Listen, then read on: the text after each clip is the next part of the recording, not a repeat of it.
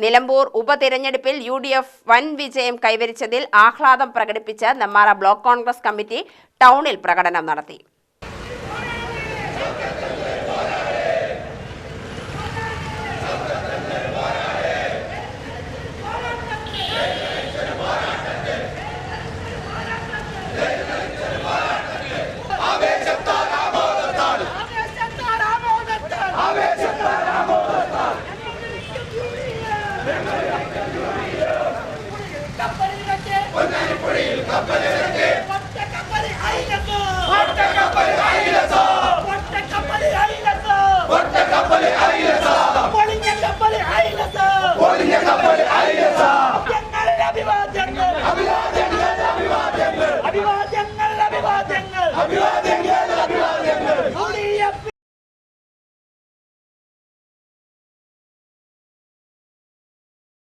നമുക്കറിയാം, നിലമ്പൂരിൽ നടന്ന ഒരു സെമി ഫൈനലാണ്.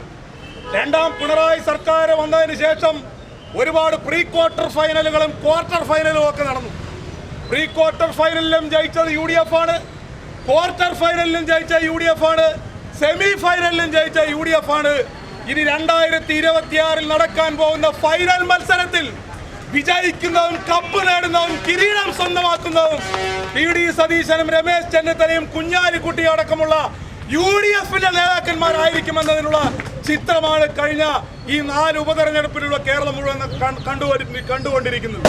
പഞ്ചായത്തുകളിൽ ഉപതെരഞ്ഞെടുപ്പ് നടന്നാൽ പോലും LDFന് ജയിക്കാൻ പറ്റാത്ത സാഹചര്യം എങ്ങനെയുണ്ടായെന്ന് ഞങ്ങളെ കേൾക്കുന്ന CPMന്റെ LDFന്റെയും ആളുകൾ പരിശോധിക്കണമെന്നാണ് ഞങ്ങൾക്ക് പറയാനുള്ളത്.